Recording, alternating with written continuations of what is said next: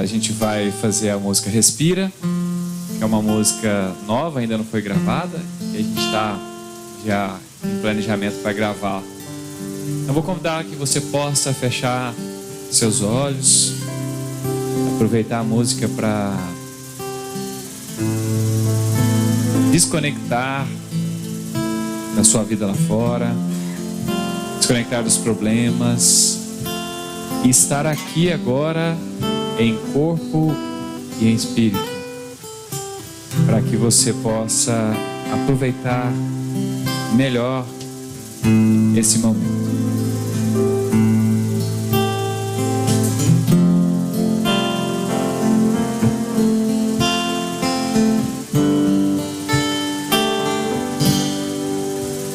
Quando tudo parece impossível, quando tudo parece dar errado pra você, eu estou contigo. Quando tudo parece estar perdido, quando nada dá certo na sua vida e você não vê saída, feche os olhos, fique em silêncio, ouça essa voz que vem de dentro.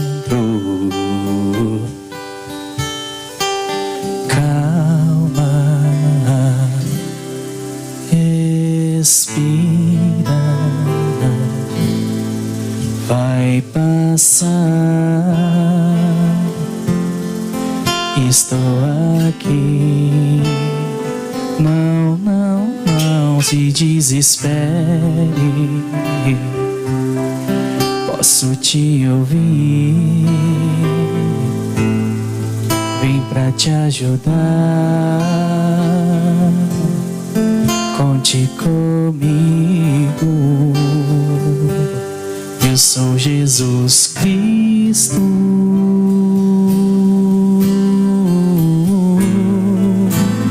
Querido Mestre Jesus, queremos nesse momento colocar as nossas vidas em Tuas mãos. Em primeiro lugar, Senhor, queremos admitir a nossa pequenez diante do Teu amor, da Tua grandeza. Sabemos, Senhor, que somos ainda muito infantis, arregados e ligados aos sentimentos inferiores.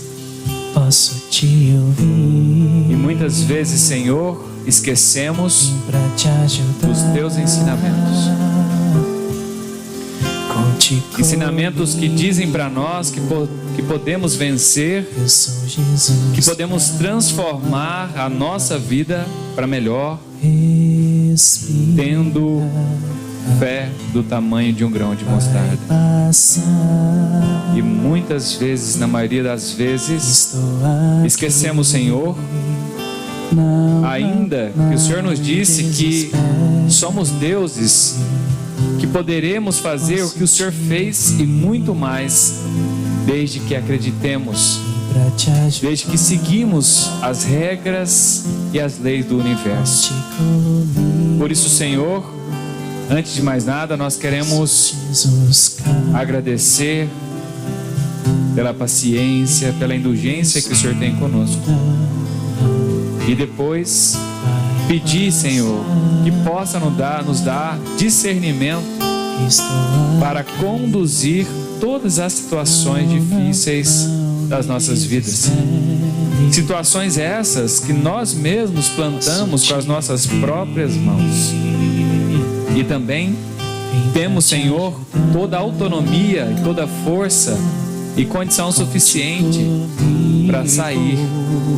E assim, nós temos a certeza, Senhor, que em estado de presença para os Teus ensinamentos, para o Teu amor, nós conduziremos a nossa vida mais reta, mais íntegra, inspiradas no Teu exemplo.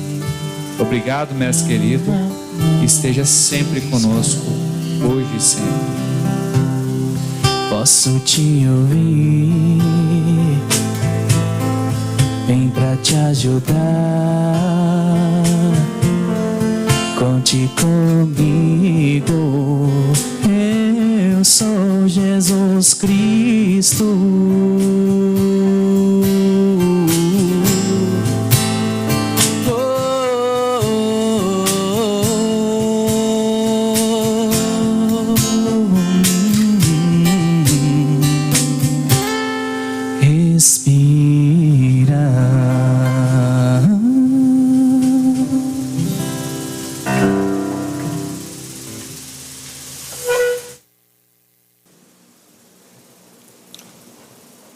Muito boa noite a todos. Oi. Que a paz do nosso Mestre Jesus seja sempre em nossos corações. As coisas começando a voltar ao normal. Para mim, uma alegria e um prazer muito grande ver o Nelson aqui presente depois de uns 4, 5 meses, né, Nelson? Sem te ver. E hoje nós iremos tratar de um assunto que nesse mês de combate ao suicídio, ele não é muito discutido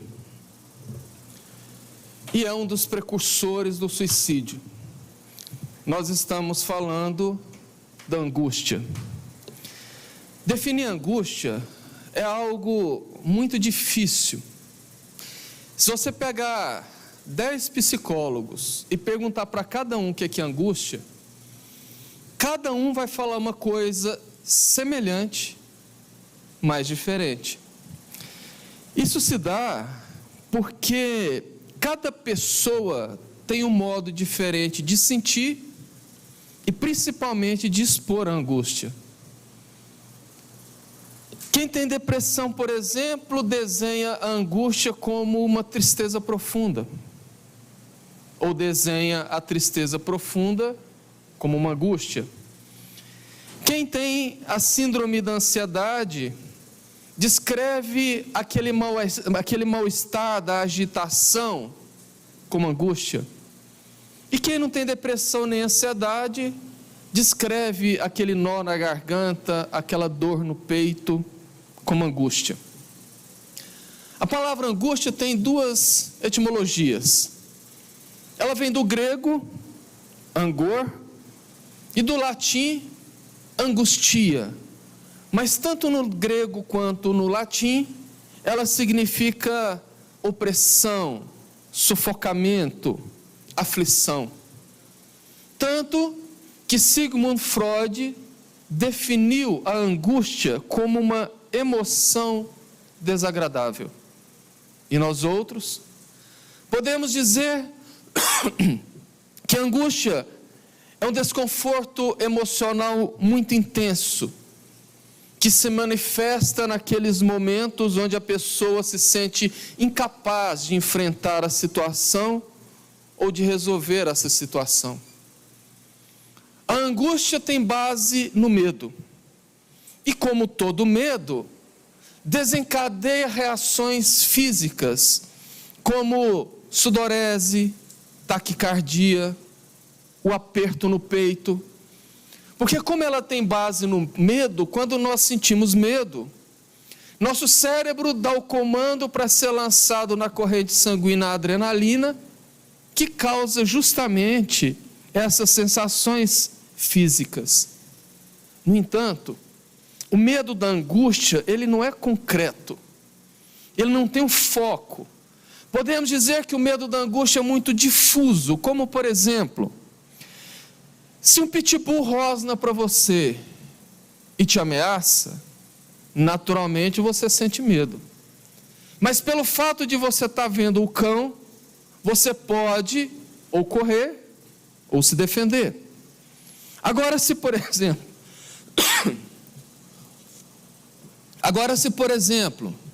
o medo do pitbull for imaginário, ele não existir ou não estiver presente, aquele medo que você sente na realidade é uma angústia.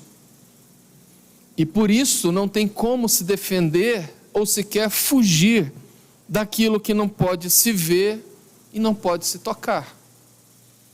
E nesse momento, principalmente de pandemia que nós vivemos, a angústia, ela é exacerbada, ela acontece de uma maneira muito mais presente e amplificada. Porque muita gente sente angústia nesse momento de pandemia porque teme algo que desconhece, porque não sabe reagir frente a esse medo causado pelas diversas circunstâncias que a pandemia tem trazido, que são as incertezas, mas todas elas com base no medo. Medo da morte, medo de se perder o trabalho, o emprego, medo de não se conseguir depois voltar ao padrão de vida anterior. E isso cria uma angústia coletiva que se alastra e desenha um cenário extremamente perigoso de incertezas e pessimismos que abre muitas portas para o suicídio. Joana de Ângeles, no livro Luz da Esperança, no capítulo Angústia Perigosa, anota: dentre os estados da alma que anunciam sinal vermelho no trânsito da vida, a angústia se destaca na condição de grande perigo. Crepúsculo da esperança, a presença da angústia inunda de sombras o claro sol da razão, gerando perturbação para o discernimento e desinteresse para o prosseguimento da luta.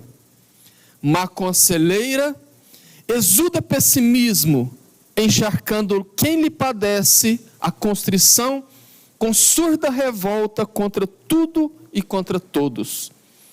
Afasta do convívio social a sua vítima e segreda-lhe em término colóquio de desalento falsos motivos para a fuga suicida. Alienando-se sutilmente da realidade, o homem em crise de angústia encontra-se a um passo da autodestruição física. Então, Joana de Ângeles enumera o quanto a angústia é um agente precursor e perigoso nas nossas vidas por conta do suicídio. É por isso que nós deveríamos, em todo o ano, não apenas em setembro, porque infelizmente o mundo acordou apenas para trabalhar durante 30 dias a questão do suicídio. Mas nesse momento que nós vivemos, devemos muito voltar os nossos olhos para as questões que envolvem a angústia. O Evangelho segundo o Espiritismo diz que sim, a vida é difícil, bem o sei, compõe-se de mil nadas, que são picadas de alfinetes, mas que acabam por ferir. São essas coisas do cotidiano, que muitas vezes nós não percebemos, pequenos desgostos, pequenas contrariedades, pequenas raivas, que vão se somando e criando uma situação grande de muita dor e aflição. No entanto, Leon Denis, no seu livro O Problema do Ser, do Destino e da Dor, ele explica que a dor tem um sentido. Ela tem essa capacidade de nos fazer mais sensíveis e mais maleáveis, e muitas vezes muito mais anteciosos. Mostrando que quando a dor chega, nós não podemos e não devemos ficar nos perguntando por quê? Por que eu estou sentindo isso? Por que eu estou passando por isso? Mas que nós devemos perguntar, para quê? Para que essa dor? Para que essa angústia? O que ela está querendo dizer? O que ela está querendo me mostrar? Porque é principalmente em relação à angústia, que é uma espécie de dor que, quando é observada, mostra nitidamente que nós estamos vivendo de uma maneira onde a nossa vida precisa, no mínimo, de reajustes.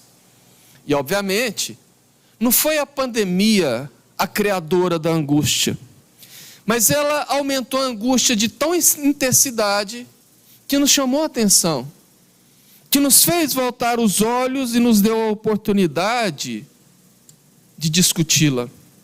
Porque, segundo os Espíritos, a angústia, ela não é feita por esses momentos de pandemia ou de dor coletiva.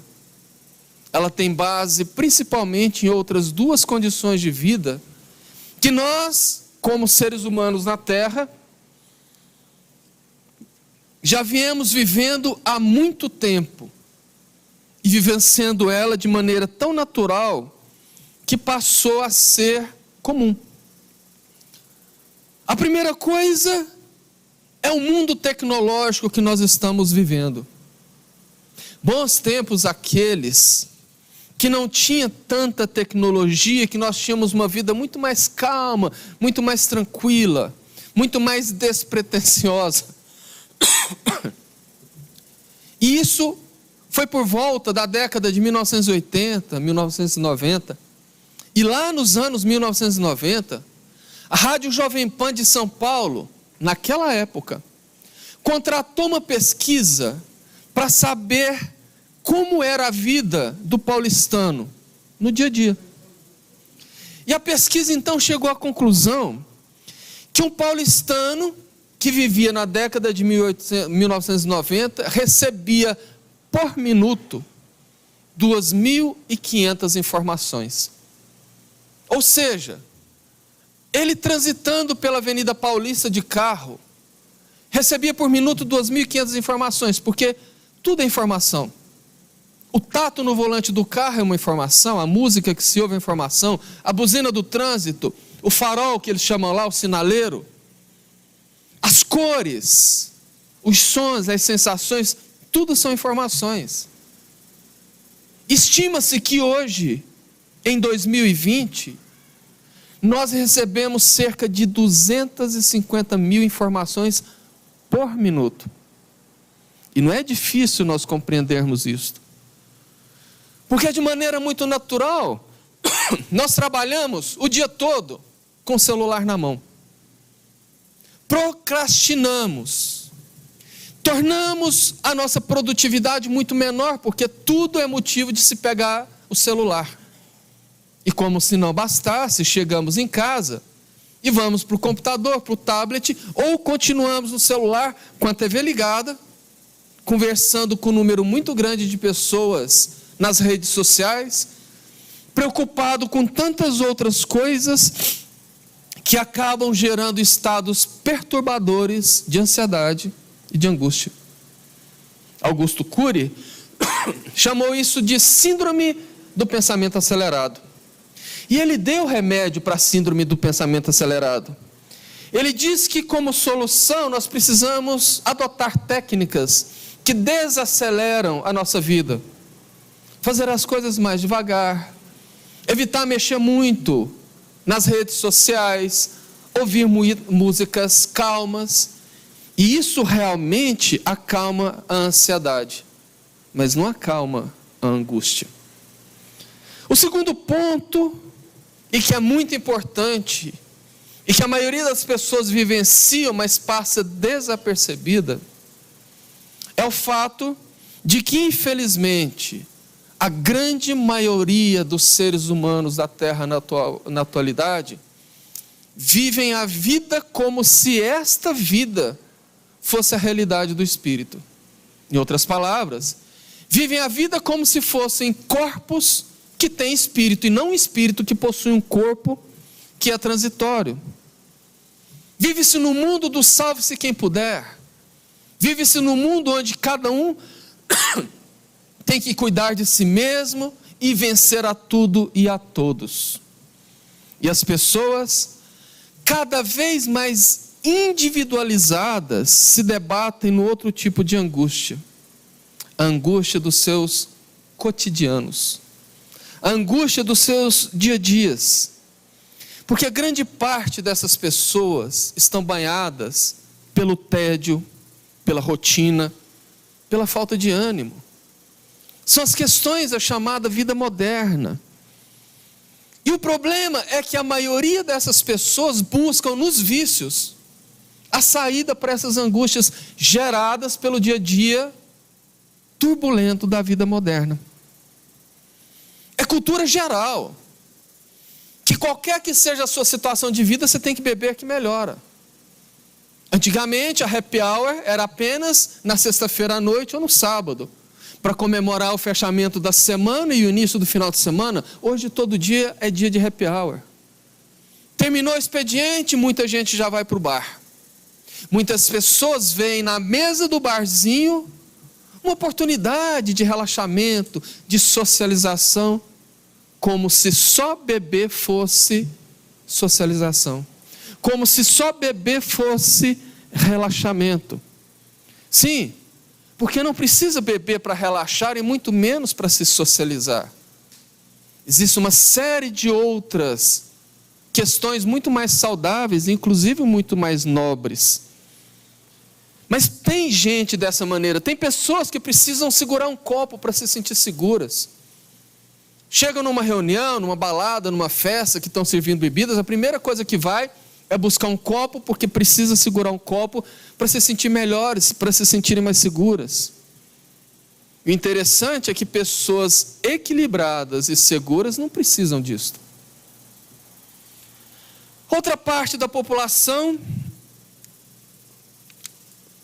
além de viver esse contexto dessa parte anterior, ainda vive uma busca desenfreada pela posse, pelas conquistas, porque isso leva a uma aparência que falsamente faz a pessoa achar que com aquela aparência, com aquela posse, ela tem mais presença e mais aceitabilidade na sociedade. Porque veem nisso uma única maneira de se sentirem mais confiantes e seguros. E aqui eu posso passar a noite inteira dando exemplos. Ultimamente, a vida em Jataí está se tornando um inferno. Existe um grupo de pessoas que estão colocando nas suas grandes motos o seu ego e a demonstração de posse e de superioridade. E como se não bastasse perfilar as motos na porta dos bares, aceleram pelas ruas estreitas da cidade sem hora. É cedo, é à tarde, é de madrugada, dando a impressão que muitos deles não têm nada para fazer, porque passam a noite inteira acelerando e o dia todo. Motos de corrida, acelerando pelas ruas estreitas de uma cidade pequena, onde existem pessoas precisando dormir porque trabalharam o dia inteiro, onde existem pessoas doentes, cujo barulho incomoda, arriscando atropelar um cão, atropelar uma pessoa, ou atravessar uma rua, sofrer um acidente e complicar a vida de outro motorista.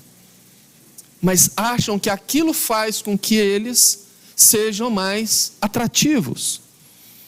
Eu conheço pessoas que abrem mãos de reservas, de poupanças, de seguranças financeiras, para investir pesados em procedimentos cirúrgicos ou procedimentos estéticos, para se sentirem melhores, achando com que aquilo vai garantir para eles uma projeção, uma segurança, uma aparência. Ao invés de investir no interior, que realmente é o que atrai e mantém, acham que investindo na aparência fica muito melhor. Geralmente, segundo a psicologia, esses tipos de pessoas, são almas extremamente conflitadas, cheias de conflitos, que tentam dessa forma se sentir melhor, mas não se sentem. Geram um vazio interior muito grande e caem na angústia. E não sou eu que estou dizendo isso. Quem fala é Kardec. Em o Evangelho segundo o Espiritismo, no capítulo 2, no item 5, intitulado "O meu reino não é desse mundo", Kardec destaca: pelo simples fato de duvidar da vida futura, o homem dirige todos os seus pensamentos para a vida terrestre, sem nenhuma certeza quanto ao porvir. Dá tudo ao presente Nenhum bem divisado mais precioso do que os da terra torna-se qual criança que nada mais vê além dos seus brinquedos. E não há o que não faça para conseguir os únicos bens que se lhes afigurem reais, e a perda do menor deles lhe ocasiona uma tremenda angústia. Isso Kardec falou em 1857. Agora, na década dos anos 2000, o filósofo Zygmunt Bauman identificou essa situação que a humanidade atual vive e chamou isso de modernidade líquida. Ele disse que o mundo atual se liquefez, perdeu a forma, as coisas perderam os valores. Porque antigamente um celular quebrava, se consertava, hoje você troca. O relacionamento dava problema, as pessoas lutavam para manter o relacionamento, hoje termina. O trabalho começa a dar problema, seja o chefe que não suporta o funcionário, seja o funcionário que não suporta o chefe, se desfaz o vínculo empregatício. O funcionário já começa a mandar currículos por aí, o chefe já demite. E Zygmunt Bauman anota: essa modernidade cada vez mais exigente no contexto socioeconômico, que leva as pessoas a lutarem cada vez mais para manter o padrão de vida, tornando o tempo cada vez mais escasso para as necessidades atuais, proporcionando descontrole emocional e levando as sociedades do mundo todo a lastimáveis situações de constante degradação ético-moral que exala odores de colapso. Esse é o principal ponto da angústia. Lembra da definição inicial que nós demos da angústia? A angústia é um desconforto emocional muito intenso que se manifesta em situações onde a pessoa se sente incapaz de enfrentar ou resolver tal situação. É isso. A indústria, precisando lucrar, cria modas. O uso constante da moda cria costumes. O costume vira cobrança. E muita gente vende a alma para atender a essas cobranças e faz de tudo para acompanhar isto. E isso gera uma angústia muito grande, porque ninguém domina as situações completamente. Ninguém é autossuficiente. Ninguém tem total poder sobre a vida e muito menos sobre as coisas. Nós sequer temos total poder sobre o nosso próprio corpo. E quando a pessoa se vê incapaz de enfrentar e de resolver essas situações, vem a insegurança, vem o medo e com ela vem a angústia. Como disse Joana de Ângeles, a angústia vem com o crepúsculo da esperança. Nesse caso, crepúsculo quer dizer o entardecer, o anoitecer, dizendo que a angústia vem quando acaba a esperança. Ou seja, a angústia vem quando a pessoa perde a esperança. Isso não é coisa de brasileiro apenas. A Itália é invadida pela angústia segundo os últimos noticiários. Eu prestei serviço muitos anos para um grupo de italianos, onde fiz amigos entre eles. E eu posso dizer que os melhores amigos desencarnaram esse ano na Itália, e não foi pela Covid. Um esteve aqui no final do ano, me ligou bastante para que pudesse viajar com ele, porque ele é muito aventureiro, porque queria ver uma anaconda, uma sucuri. Veio com a esposa, com a filha, loucos com essas coisas que o Brasil vende lá fora, que na Europa não existe mais, e eu não pude acompanhá-lo. Voltou para a Itália em janeiro, início de fevereiro, no seu rancho nas montanhas, no meio da neve, que ele vivia mandando fotos lindas, passeando com seu esqui puxado pelos seus cães, tem um infarto fulminante e desencarna aos 51 anos de idade. E conversando depois com a esposa dele por WhatsApp, ela dizendo que ele estava vivendo uma angústia muito grande, uma aflição muito grande, por conta de negócios, por conta de cobranças gigantescas que o grupo que ele fazia parte dava. E o segundo amigo, Luciano, que foi o que me deu a notícia da morte do Roberto, quando é Márcio, eu mando uma mensagem perguntando dele, a esposa, igualmente como do Roberto, atende e diz que ele havia infartado. Era fumante, um fumante inveterado, não praticava atividades físicas e aos 55 anos, um meio a angústia tremenda, infartou. A Suíça, que é um lugar lindo, que parece pintura. Cada lugar que você vira e enquadra para fotografar na Suíça é uma pintura. Numa sociedade onde não existem certos medos e certas regras que nós temos aqui. Você vai pegar um bonde no centro de Zurique, Alemanha, e você não tem cobrador, você paga a sua passagem, desce, vai até um equipamento, coloca uma moeda, abre e tira um jornal. Passa numa rua, tem lá uma banca com frutas, com cerejas embaladas, você pega, deixa o dinheiro. Tudo muito limpinho, tudo muito organizado, mas hoje tem o maior índice de suicídio da Europa. Por conta da angústia que gera uma vida extremamente reta, não que isso seja errado, mas as cobranças das leis são muito grandes. Porque tem gente que fala, não, na Suíça que é bom, ninguém joga um palito de fósforo no chão, não joga mesmo não. Porque se você jogar, são 500 euros de multa. Então você vive muito limitado, isso gera uma angústia muito grande, sem falar da vida materialista, é um dos maiores países materialistas do mundo. E aí nós voltamos para o nosso Brasil. Porque o suicídio tem aumentado de maneira vertiginosa. E a doutrina espírita nos elucida que o suicídio não é solução. A dor não está no corpo. Kardec disse, a maior decepção de um suicida é descobrir que não morreu. Demonstrando que matar o corpo para matar a dor não é a melhor saída.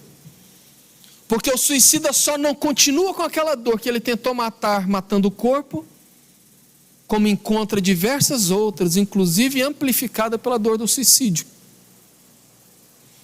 Por isso que nós não devemos romantizar o suicídio.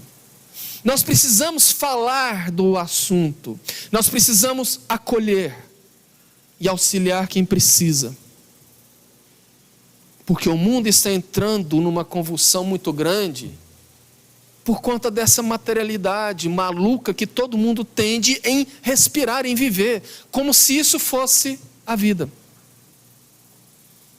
E Jesus já alertava 2000 anos atrás, no Sermão do Monte: não junteis para vós coisas na terra que os ladrões roubam e que as traças corroem, mas se preocupem em juntar coisas nos céus, onde os ladrões não roubam e as traças não corroem.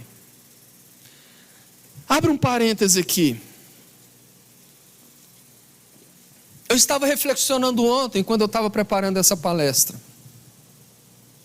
Seria a pandemia, um dos motivos, dos vários motivos dessa pandemia, uma espécie de freio nisso tudo? Limitando e impedindo atividades fúteis, e impelindo o foco apenas naquilo que realmente é essencial da nossa vida? Dando freio no mundo, desaglomerando aquelas situações onde as pessoas achavam que só aquilo ali era curtir a vida, era viver a vida, e dando um tempo para pensar dando um tempo para desacostumar, dando um tempo para entender que as atividades essenciais da vida estão muito longe dos shows, das festas, das baladas, das mesas dos bares, por exemplo. Pensemos nisso. Aí alguém fala, tá, tudo bem, eu entendi tudo que você disse, mas o que fazer então para combater a angústia? Joana de Ângeles, no mesmo livro, adverte: tal enfermo necessita de socorro urgente, que ele próprio se deve proporcionar, embora com gigantesco esforço, bem como através da ajuda dos familiares, que o devem assistir com paciência e com meios especializados. Ou seja, procurar ajuda profissional. Porque do mesmo modo do depressivo e do ansioso, quem vive de angústia precisa fazer um esforço muito grande para reagir. E nos casos extremos, nem todos estão em condição de reagir. Então precisa que a família ajude, com paciência, porque não é fácil.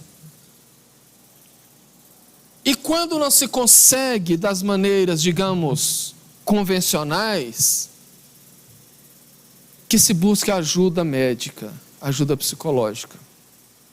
E aqui nós começamos a enfrentar outra situação. Porque paradoxalmente é um mundo que nós estamos vivendo hoje extremamente tecnológicos, onde a facilidade da vida nunca foi como está, onde podemos literalmente falar que agora, tecnologicamente dizendo, estamos vivendo o século 21, paradoxalmente, repito, as nossas ciências médicas e psicológicas em relação ao entendimento das emoções humanas ainda vivem a Idade Média. Essas mesmas ciências reconhecem desconhecer o funcionamento das emoções humanas e, portanto, se não conhece o funcionamento, não pode fazer o tratamento. Nós hoje, em pleno século 21, em relação às emoções humanas, temos apenas noções superficiais, que se limitam a questões psicológicas e farmacológicas. Ou seja, tudo que existe atualmente, em meio a toda essa tecnologia, ajuda, ameniza, mas não cura. Porque a cura da alma não está em medicamentos, não está em remédios.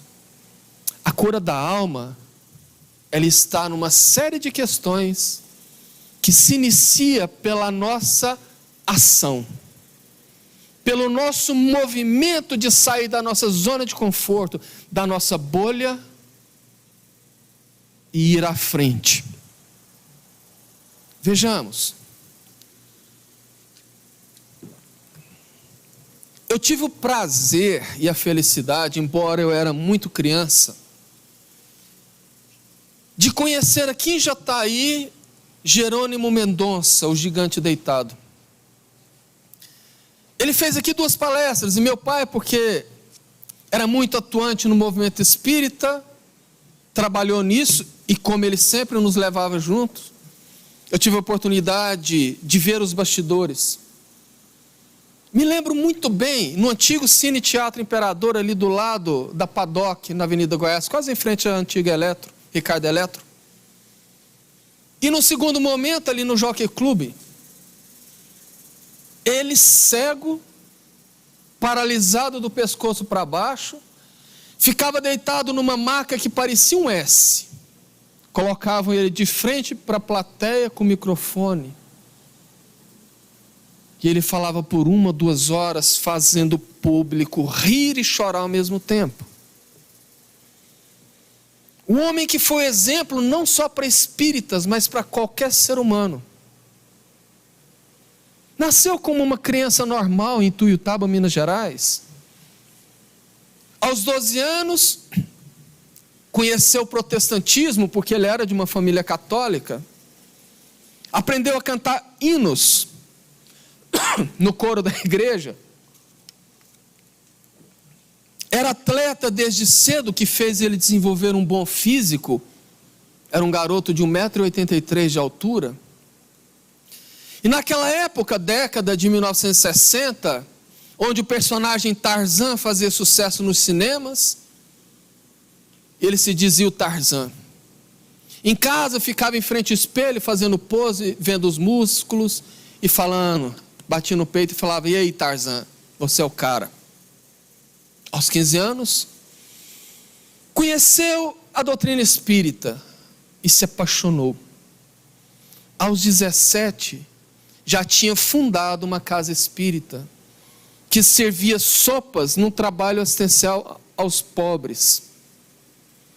Mas, estando ele numa reunião em uma casa espírita em Ituiutaba, eis que ao final de uma sessão de psicografia, diz um dos seus biógrafos, durante uma palestra, através de uma psicofonia, diz outros biógrafos, mas o que interessa é que quem leu a psicografia ou quem estava dando a palestra, para um público de mais de 200 pessoas, sem saber que ele se auto-intitulava Tarzan, e eu prefiro falar da psicografia, que foi o que eu li, levantou depois de ler as cartas e disse: essa próxima carta é para um tal de Tarzan. Ele se encontra presente, e ele assustou e ficou quietinho. O Tarzan está aqui, porque ficou com vergonha. Bom, já que o Tarzan não está, eu vou me dar o direito de ler. Tarzan, eu vim aqui para te avisar, para que você se prepare, porque vais entrar na selva do sofrimento. Ele assustou com aquele recado. E tempos depois, ele começa a sentir sintomas leves, que foram aumentando, e ele foi diagnosticado com uma artrite reumatoide severa. Já no começo dos anos 70, quando lançou o filme E o Vento Levou, um longa-metragem de quase 4 horas, que fez bastante sucesso, e eu me lembro muito bem dos meus pais comentarem isso. Eis que ele foi no cinema de Ituiutaba assistir o filme, chegou lá, o cinema lotado, ele teve que ficar em pé. Depois de uma sessão de quase 4 horas, onde ele estava muito orgulhoso e muito vaidoso, porque naquela época, os rapazes, os jovens, os adolescentes se vestiam com terno. Basta ver as fotos do Chico, na década de 60, 50 outras fotos. As pessoas eram muito mais elegantes. E ele conseguiu juntar dinheiro para comprar o seu primeiro terno de linho e vestiu para ir no cinema. E depois de quase 4 horas de filmes, em pé, ele estava enrijecido, os joelhos tão inchados, que teve que sair carregado e os médicos tiveram que cortar a sua roupa para poder tirar dali, porque não conseguia dobrar o joelho para tirar a calça. Dali, ele passou para a muleta, da muleta para a cadeira de rodas, da cadeira de rodas para a paralisia total, a cama. E ele não perdeu o bom humor, ele dizia: eu fui ver o vento levou e o vento levou a minha saúde. Vivia fazendo piadas, vivia consolando pessoas. Ele fazia palestras por todo o Centro-Oeste até o Paraná, praticamente em todas as cidades. Ele tinha uma voz muito potente, muito bonita, ele cantava, gravou um long play, gravou um outro de mensagens de autoajuda e consolava as pessoas como se não tivesse absolutamente nada. Era muito próximo de Chico Xavier, até mesmo porque de Ituiutaba a Uberaba, se não me engano, são 200 e poucos quilômetros. Sempre que a angústia assolava a sua vida, porque convenhamos, por mais nobre que seja uma alma, enfrentar uma situação dessa não é fácil. Sempre que a angústia assolava a sua alma, ele pedia, levavam ele, porque ele andava numa perua Kombi, 4, 6 homens carregavam ele naquela maca, colocavam na parte de trás, ele ia conversar com o Chico. E sempre depois que o Chico terminava os trabalhos, o cumprimentava com um beijo no rosto. E ele vivia várias provas. Conta um dos seus biógrafos que as dores que ele sentia eram atrozes. Imagina, quem já teve uma artrite, quem já teve uma inflamação de joelho, de cotovelo, de ombro. Imagina essa dor em todas as junções do seu corpo. 24 horas por dia. E como se não bastasse, quando ele estava por volta dos seus 35 anos, uma infecção no olho faz com que ele perca a vista. Uma imperícia médica fez com que essa infecção passasse para o outro olho e ele perdeu as duas. E certa feita ele conta que por um motivo que ele desconhecia, as suas unhas infeccionaram. Infeccionaram de tal forma que ele foi levado ao médico e a única solução era tirar as unhas. Detalhe, por conta da infecção não pegava anestesia. E ele teve as unhas uma a uma arrancadas sem anestesia. E ele diz que isso não foi a pior dor, porque ao chegar em casa com as 20 unhas arrancadas, doridas por conta da infecção, chega uma caravana do norte de Goiás com mais de 30 pessoas que viajou quase um dia para vê-lo e pediram ele para cantar. E ele dizendo que com toda aquela dor, ele cantou. E nessa vida, ele fundou uma creche em Ituiutaba. Uma creche que inicialmente cuidava de poucas crianças, mas que dada vez, chega lá para a creche 3 gêmeos. Todos os 3 especiais. E o coordenador da creche disse: Jerônimo, nós não temos a menor condição. A situação dessas gêmeas, porque eram meninas, vai exigir muito de nós. Precisávamos de pessoas especializadas para cuidar, nós não temos estrutura. E ele cai numa angústia muito profunda, porque jamais ele rejeitaria o apoio a nenhuma criança, porque esse foi o motivo dele abrir a creche. Ele então pede para ir a Uberaba, porque ele queria conversar com Chico, para ver o que Chico poderia falar. Ele chegou. Para quem conhece, a Casa da Prece em Uberaba é muito pequena. Talvez o espaço interno do centro seja aqui do Nelson, essa parede e essa largura. As pessoas enchiam o interior e se acumulavam pelas janelas, pelo lado de fora. E todas as vezes que o Chico estava lá, a casa era cheia. Jerônimo então chegava como sempre, ficava ali do lado de fora, ouvindo, acompanhando. Aguardava o Chico entrar madrugada adentro, com as suas psicografias, para no final, quase 4 horas da manhã, vir ter com ele.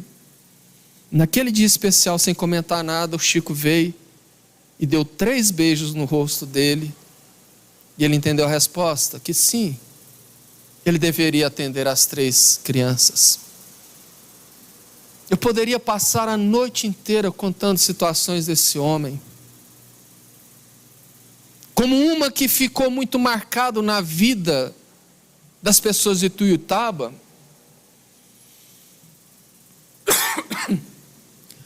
foi quando ele viajou para uma cidade vizinha, que eu não me recordo o nome, e foi dar uma palestra em um cine-teatro, e a cidade toda mobilizou para ir. E uma senhora, que vivia uma angústia muito grande, uma aflição muito grande, já estava arquitetando um suicídio, naquele dia, comprou veneno, mandou toda a sua família para o cine-teatro para ouvi-lo, porque ela planejava, no sossego da casa, enquanto todos estavam fora, tomar o veneno e se matar. Ela então, por uma dessas intuições da vida, resolve, antes de beber o veneno, se despedir da vida. Fez um lanche, como a última refeição. Foi até a porta da casa, olhou para toda a vizinhança, como uma despedida. E como à época a diversão era a TV, resolveu ligar a televisão como uma despedida do que ela mais gostava de fazer. E em outra dessas, entre aspas, coincidências da vida, eis que a hora que a TV abre, estava passando uma entrevista com Jerônimo Mendonça, e o repórter perguntou: Jerônimo, qual seria para você a maior felicidade da sua vida hoje? Ele disse: meu filho, depois de mais de 30 anos deitado de costa nessa maca, a maior felicidade da minha vida seria virar de bruços. Seria poder virar de bruços. Naquele momento a mulher pegou o veneno e jogou no ralo da pia, porque ela ficou envergonhada. Porque viu que as suas angústias, as suas aflições não eram absolutamente nada perto do que ela estava vendo ali na frente. E por fim, ele sofreu bastante, tinha sua vida extremamente frágil e bastante dolorosa. Quando certa feita, sofrendo muito com questões cardíacas, recebeu um diagnóstico cruel e pediu para que fosse rapidamente ao Uberaba, porque ele gostaria de se despedir do Chico. Chegou lá e disse: Chico, eu vim aqui me despedir de você, porque infelizmente eu já estou partindo, voltando para casa. Saí do médico hoje de manhã e ele disse que meu coração está por um fio. O Chico olhou nele assim com muita serenidade e disse: meu filho, benditos fios, porque existem fios de nylon, fios de aço, existem fios de toda maneira, e o nosso Emmanuel está aqui dizendo que é o trabalho que engrossa o fio.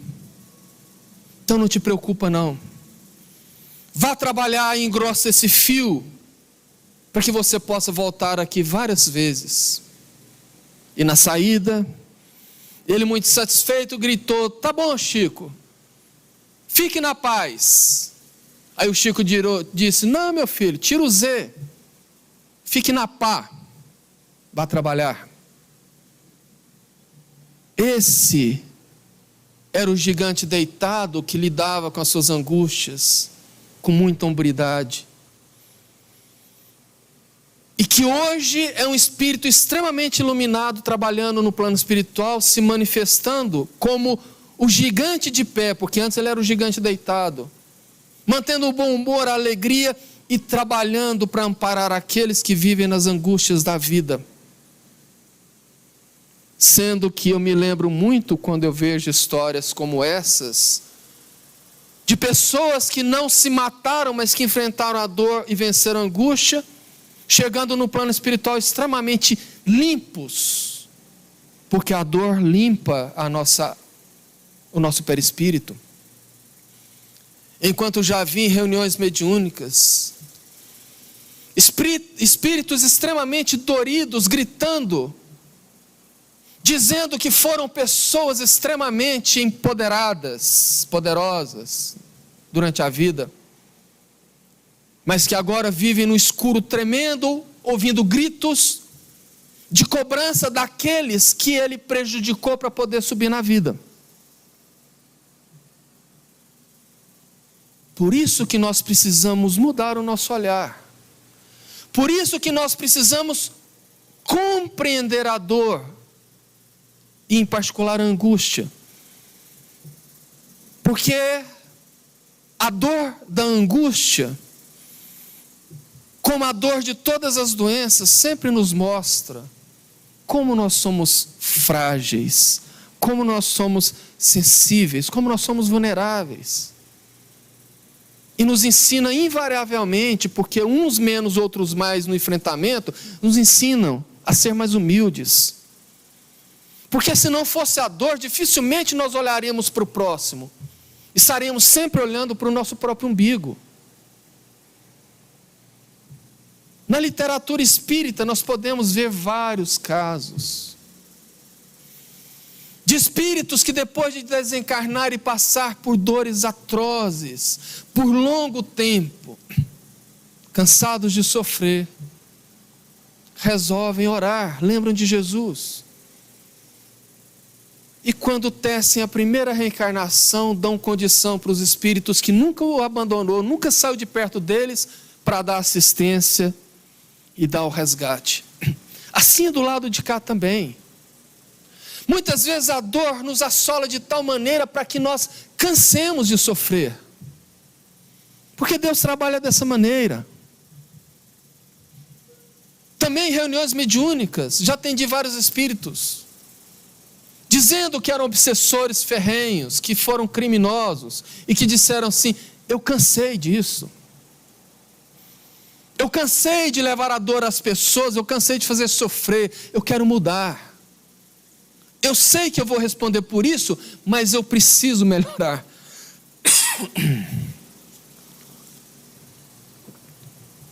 Porque é quando nós cansamos que nós nos abrimos. E é por isso que Jesus disse, e Mateus anotou no capítulo 11, do versículo de 28 a 30, vinde a mim todos vós que estão cansados e oprimidos, e eu vos aliviarei. Tomai sobre vós o meu jugo e aprendei de mim, que sou manso e humilde de coração, e encontrareis descanso para vossas almas, porque o meu jugo é suave e o meu fardo é leve. Jugo é aquela forquilha de madeira que se coloca na canga do boi, geralmente para poder controlar. Nós vivemos num mundo com jugo muito pesado, nos direcionando, determinando o que nós devemos fazer, o que nós devemos falar, o que nós devemos viver. Carregamos um fardo, um peso muito grande de responsabilidades que nós não precisaríamos ter se a gente não estivesse correndo atrás das posses, das conquistas, das aparências. Isso cansa uma hora. E Jesus disse: vinde a mim vós que estão cansados, porque o meu jugo é suave, é leve, e o meu fardo é suave. Porque Jesus é a saída para as nossas angústias, mas não esse Jesus que a maioria das religiões apresentam. Porque no campo das religiões, infelizmente, grandes equívocos assolam aqueles que se dizem religiosos. E um deles é o modo como se vê a dor. Acreditam-se que a fé imuniza a pessoa da dor, que basta você ter fé e você jamais terá dor. Pensamento que atravanca a compreensão do que seja a dor e não tira a dor. O que leva essas pessoas que se dizem religiosas a viver negando a dor e sofrendo. Eu conheço religiosos de outras denominações que praticam essa negação e por esse motivo vivem angustiados. O Jesus que nós devemos buscar é esse que a doutrina espírita nos traz. O modelo e guia da humanidade. O modelo no sentido daquele que nós devemos nos espelhar. No sentido daquele que nós deveríamos lutar para viver como ele viveu na terra. Ser o nosso modelo. E o guia, no sentido daquele que é o responsável por nos guiar pelos caminhos tortuosos de uma reencarnação, que nem sempre é sofrida por coisas que trazemos de outras vidas. Na grande maioria das vezes é sofrida por coisas que nós criamos nessa própria vida, como diz o Evangelho segundo o Espiritismo.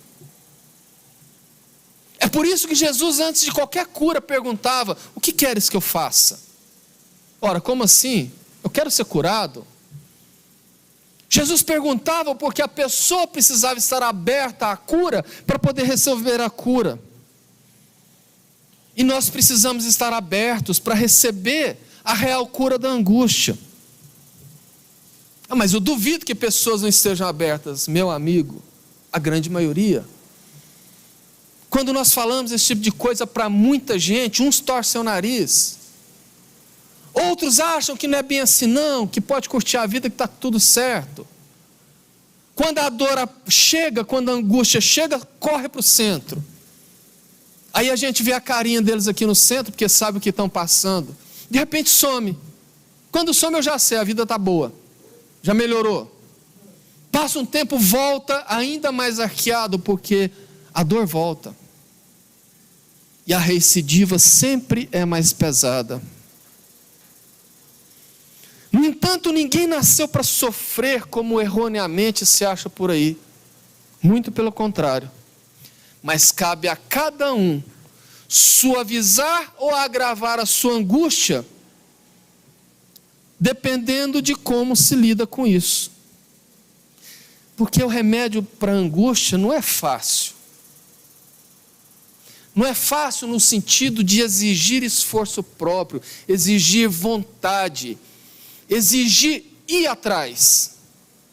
E quem responde isso é Joana de Ângeles, no mesmo livro Luz da Esperança, num texto um pouquinho maior, mas que eu acho que vale a pena, porque aqui ela dá todo o roteiro de como a gente sai da angústia. E digamos, ela é a doutora, ela sabe o que fala. Sem descartarmos a terapia médica, sugerimos ao paciente de angústia um esquema de emergência que lhe resulta em salutar recuperação. A visita àqueles que, em solidão, disputam uma migalha de amizade. Uma visita às pessoas com o corpo aberto em chagas, necessitadas de que lhe remova os curativos. Uma visita aos indivíduos em saudades dilaceradoras, que decorre da partida de amores que desencarnaram. Uma visita às criaturas em pânico ante enfermidades irreversíveis. A homens e mulheres extenuados pela luta. A crianças alucinadas pelo abandono. São fatores esses de estímulo para a vitória pessoal. Não faltam enfermos do corpo e da alma em carência, aguardando a presença amiga e reconfortadora daquele que sofre de angústia. São oportunidades de comparação entre o que se tem e o que se observa faltar nos outros, que toda a vida se estão esforçando para continuar. Portanto, se a angústia tenta aninhar-se nos seus sentimentos e dominar-te a mente, reage com todas as forças e sai a ajudar o teu próximo. O contato com aqueles que mais sofrem do que tu te despertará para a alegria de viver, ensinando-te a agradecer a Deus essa oportunidade e ganhá-la com o ânimo do trabalho. O trabalho. Esse tão falado trabalho e tão pouco praticado, principalmente pelos espíritas, mas que é o remédio que cura as nossas dores, principalmente as nossas angústias. Por isso é difícil, porque exige de nós. Não é simplesmente fazer uma doação, não é simplesmente dar alguma coisa, é se esforçar. Porque o trabalho dá sentido para a vida. E o sentido da vida nos cria resistências muito grandes, uma capacidade de enfrentamento gigantesca. Que Viktor Frankl, lá ainda na década de 1960, o psiquiatra vienense, criador da logoterapia, terapia dos sentidos, chamou de resiliência e coping. Ele pegou um termo emprestado da física, que diz que a resiliência é a capacidade de um material de se deformar e voltar para a mesma condição anterior. A dor tem esse poder. Porque na física o material volta para a mesma condição, nós outros não. Se desenvolvemos a resiliência, que é uma capacidade de enfrentamento, que é desenvolvida pelo sentido da vida, que é desenvolvida pelo trabalho, nós não voltamos ao que éramos antes, depois da dor, nós saímos melhores, mais amadurecidos. Por isso que Jesus falou em Mateus capítulo 5, versículo 4, portanto no Sermão do Monte: bem-aventurados aflitos, porque serão consolados. Porque quando nós buscamos a Jesus, o consolo vem. Como disse Divaldo Franco, quando a perseguição vem de todos os lados, o socorro vem de cima. Busquemos o Mestre, mas não no sentido do mito, não no sentido da adoração vazia, mas no sentido do exemplo, do modo de viver. Para encerrar, e para ilustrar como que quando nós buscamos o socorro vem de cima,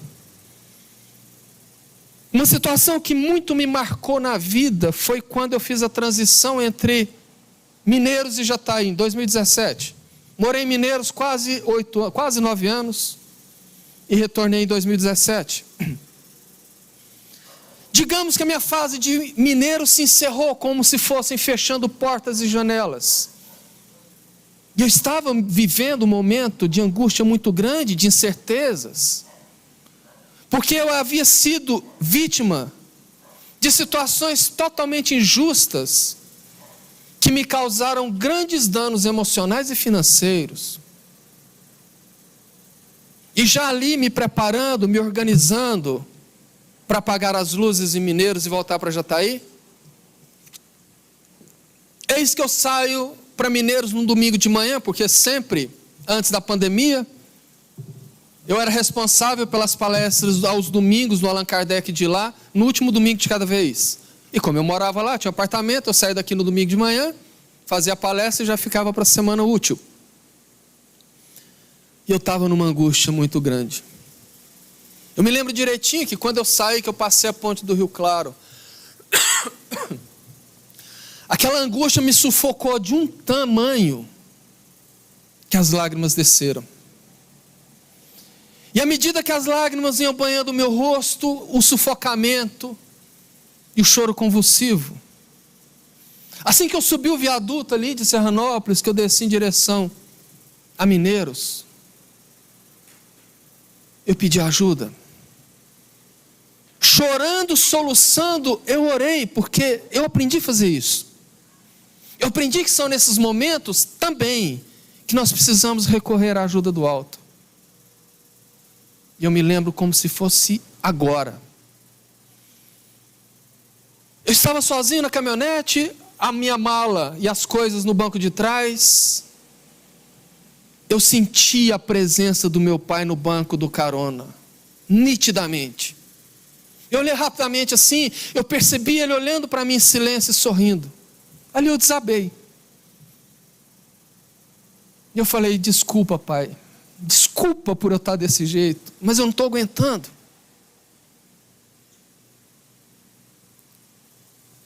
E ele em silêncio projetou na minha mente, numa nitidez, que enquanto eu dirigia observando a estrada, abriu na minha mente aquela imagem de Saulo de Tarso naquela noite de primavera, onde ele fazia viagem e cansado, sofrido, não aguentando a angústia, deitado nas pedras de uma caverna, chorou e orou, e dominado pelo sono foi desdobrado e se viu em esferas distantes da terra, em um lugar muito bonito, onde ele sente a presença de Estevão e de Abigail, e ali ele desaba de vez.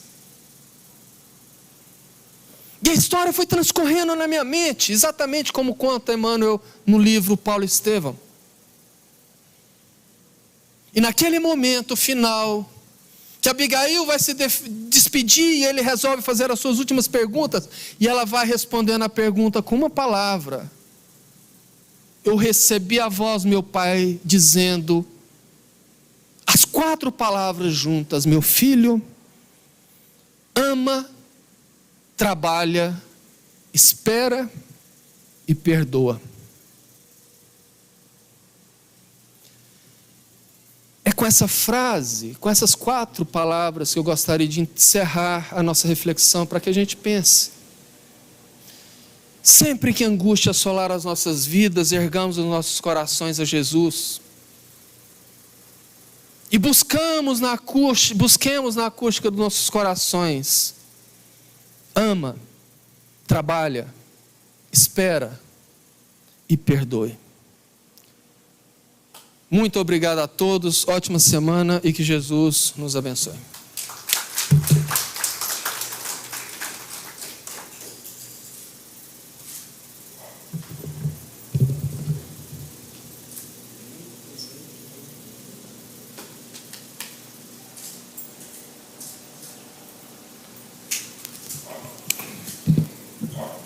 Muito boa palestra. Que Jesus continue te protegendo e trazendo para você, né, essa dedicação. Porque quem acha que é fácil fazer palestra, né, que tente. Porque a pessoa tem que estudar muito.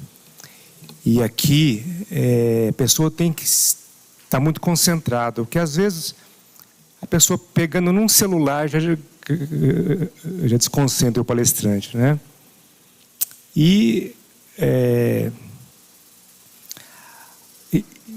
muitas vezes as próprias influências espirituais que durante a nossa existência nos agridem às vezes, né? E nem sempre a gente consegue estar 100% sintonizado, né, Carvalho? E aí, às vezes, os assédios, né, espirituais nos prejudicam nessa hora. É lógico que também tem a proteção dos benfeitores, né? Mas muitas vezes a gente sofre por essa ação perniciosa, né? Mas gostei muito da palestra, viu, Carvalho? Que Deus te proteja. É uma palestra que você pode dar para fazer em outras casas, muito boa mesmo. E eu lembrei de uma definição de angústia do Okazai, né, o Enio. Ele fala assim, que a angústia é a dor da alma que se reflete no corpo pelo trabalho não realizado. E vem a Joana e fala, né, ó, ama, trabalha, né? Porque é o trabalho que vai nos tirar das angústias, gente. Então, essa palestra foi muito importante, porque é o mal do século. Né, Aninha? É o mal do século, falta de trabalho, de sair da zona de conforto. Então, gostei muito dessa palestra. Que Deus te proteja, meu irmão, tá? Continue com essa força aí, viu? Então vamos fazer nossa oração e nesse momento vamos tentar esquecer todos os nossos problemas e realmente entrar em sintonia com o plano espiritual, com esses mensageiros do bem que vêm nos acolher, que vêm nos trazer a emoção do conhecimento espírita, do conhecimento dos ensinamentos do Cristo, que promovem a grande transformação em cada um de nós. É lógico que teremos que fazer esforços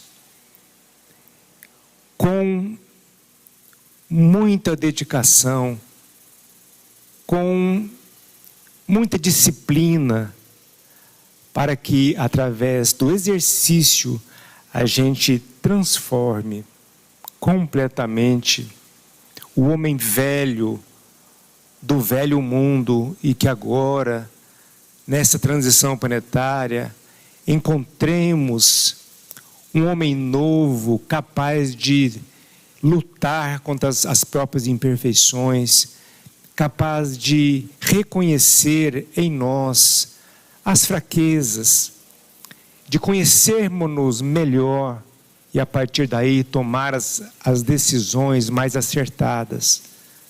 Essa é a função, muitas vezes, da angústia, das dores de um modo geral. Fazer-nos mover em direção à nossa espiritualidade. Obrigado, Senhor Jesus. Obrigado, mentores espirituais, amigos que aqui estão nos auxiliando, bem como os irmãos desencarnados que vieram estudar conosco. E com certeza é um público muito maior. Que Deus nos abençoe, hoje e sempre, que assim seja.